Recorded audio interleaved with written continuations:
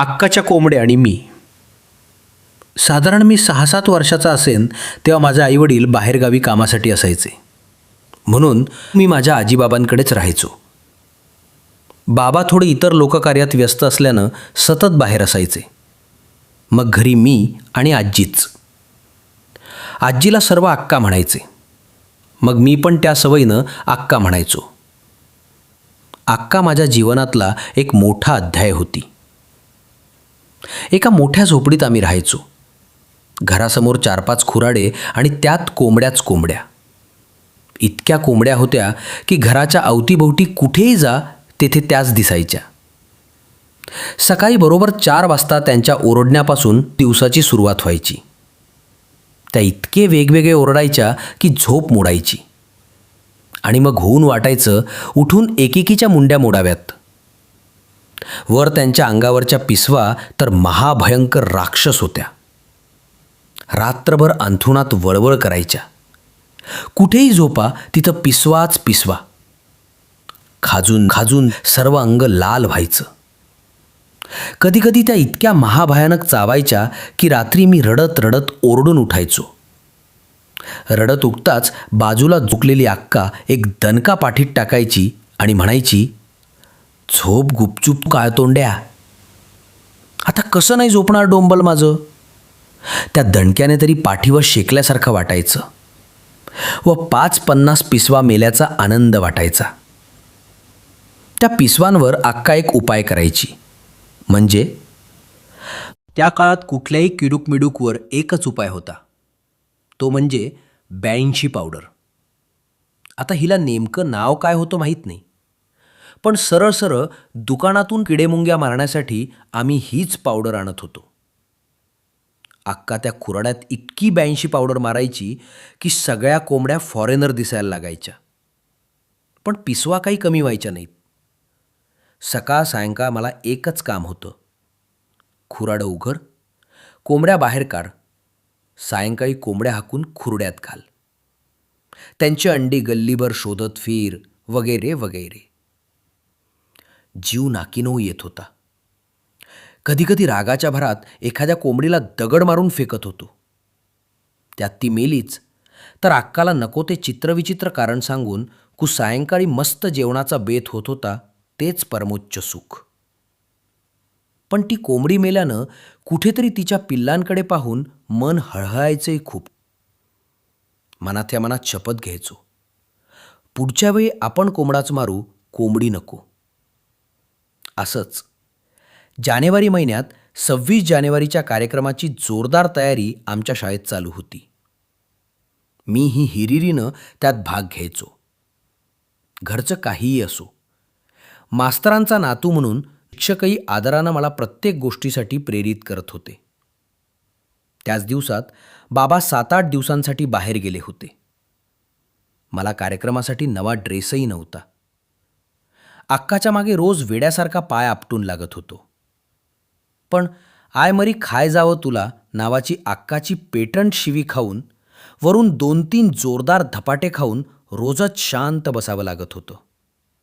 आणि विशेषतः मला कितीही चांगले कपडे घेतले तरी मी इतका औचिंद्या होतो की सकाळी नवा कपडा घातलेला सायंकाळी तालिबानी बॉम्बस्फोटात चिंध्या झाल्यासारखा करून करी आणत होतो. त्या फाटक्या अवतारात अक्काचा बेदम मार हे नित्याचंच झालं होतं. 26 जानेवारी 2 दिवसांवर आला. आता कपडे मिळतच नाही म्हणून जास्तच रडायला लागलो. 24 जानेवारीला सायंकाळी न जेवताच झोपलो.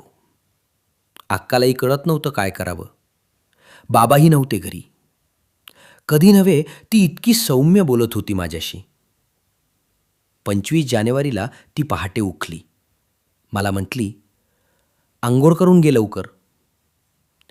मला कळत नव्हतं 26 जानेवारी उद्या आहे आणि ही आज. का लवकर तयारी करायला लावतीये? मी त्या विचारातच तयारी केली. तिची तयारी झालीच होती. खुराड्याजवळ जाऊन तिने 2 मोठ्या कोंबड्या काढल्या व टोपलीत टाकल्या. सोबत बाजाराची पिशवी घेतली व मला म्हणाली, चल बाजारात जाऊ. माझा आनंद गगनात मावत नव्हता. ती रस्त्याने पायीच निघाली. मी तिच्या मागे चालत होतो. त्या काळात बरीच वाहनं होती, पण जुन्या लोकांचं तंत्रच वेगळं होतं.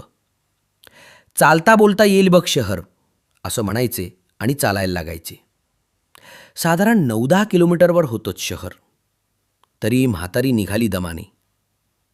माझं काय, मला दिवस कमी पडायचा फिरायला, त्यात हे काहीच नव्हतं.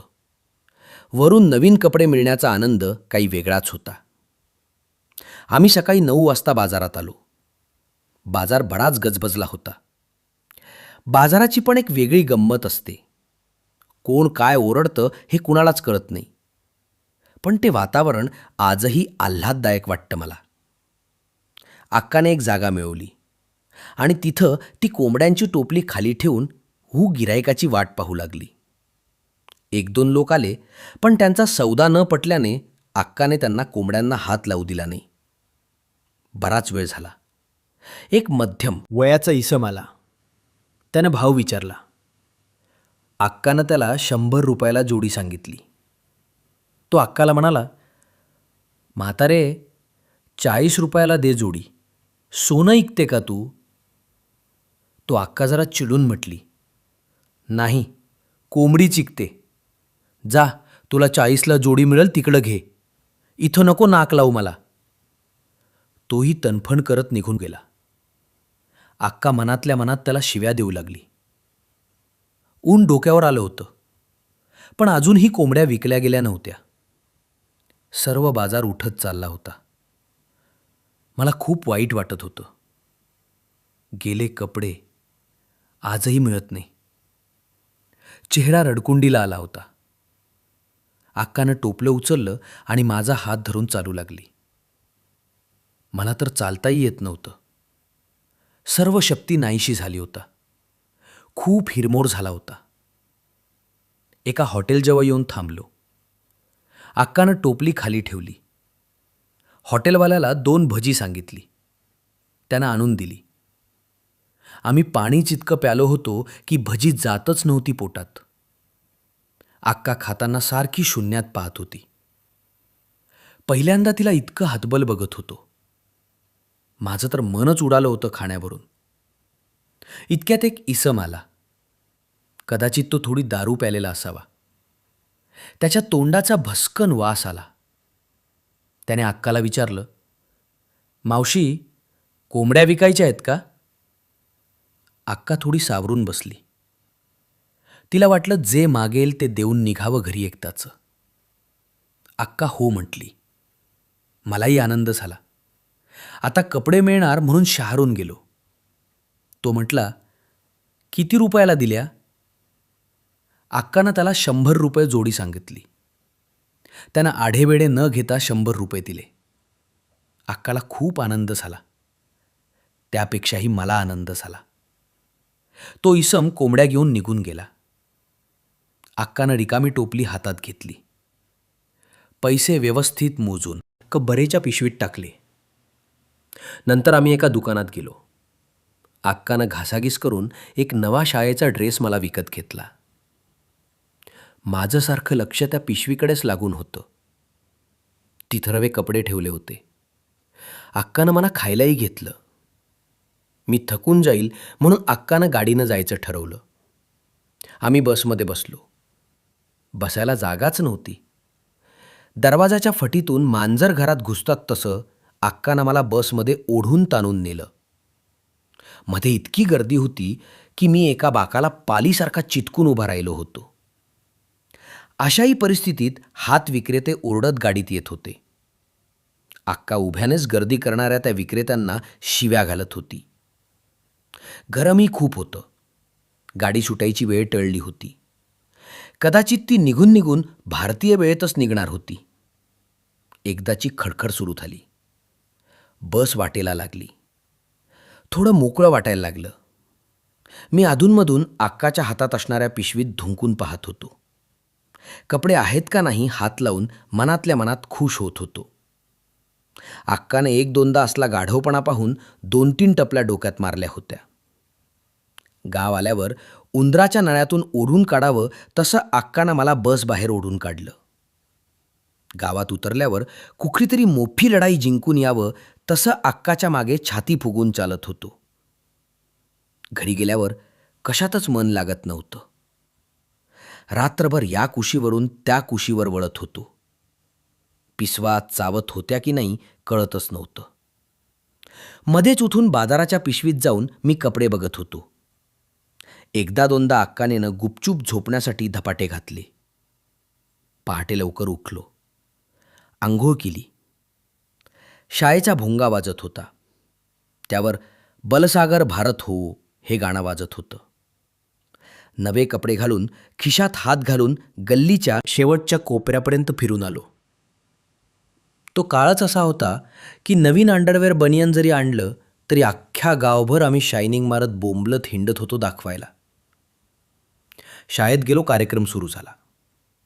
पाठ केलेलं भाषण अध्यक्ष महाशय, पूज्य गुरुजन वर्ग आणि येथे जमलेल्या माझ्या सर्व बालमित्रांना ऐकवलं. मग काय, चॉकलेट खाऊन थेट घरी. सायंकाळी गावात कोणीतरी नवीन VCR व्हिडिओ आणला होता. तेही मोठं अपरूपच होतं. मिथुन चक्रवर्ती नावाच्या मारधार करणाऱ्या इस्माचा तो चित्रपट सर्वांना रात्री मोफत दाखवणार होते. रात्री 8 वाजता जेवण करून मीही मित्रांसोबत गेलो. पहिल्यांदा असं चित्र बघत होतो. त्यातली फाईट अंगात रक्तसंचार करत होती. बसल्या जागेवरच मित्राला 2-3 टोळे लावले त्या नादात. त्यानेही रागाच्या भरात मला 1-2 लाथा घातल्या. अंगात भरमसाठ उत्साह आला होता. चित्रपट संपल्यावर त्या चित्रपटातील काही दृश्य मनात इतकी भरली की रात्रीच मी मित्रांसोबत त्याचं प्रात्यक्षिक केलं. झालं. त्यामुळे 2-3 ठिकाणी खरचटलं. नाक फुटून नको तितकं रक्त गेलं. मग काय, जखमी चित्ता तसाच घरी परत आला. अंग दुखत होतं. त्या नादात कधी झोप लागली कळलंच नाही. सकाळी कोंबड्या ओरडायला लागल्या तशी अक्का उठली. तिने 2-3 धपाटे घालून मला उठवलं. ती माघारी फिरली. मी मिथुनच्या स्टाईलने अंगावरची गोधुरी बाजूला फेकून कोंबड्या उडायला गेलो. तोच अक्कानं मागून चप्पल मारून फेकली. मला समजलं नाही का मारतीये. तोच तिने एक शिवी दिली. आई मरी खाव तुला भाड्या, कालच घेतले ना नवे कपडे. असं म्हणताच मी कपड्याकडे बघितलं. रात्रीच्या अतिरेकी हल्ल्यात कपड्यांच्या चिंध्या चिंध्या झाल्या होत्या.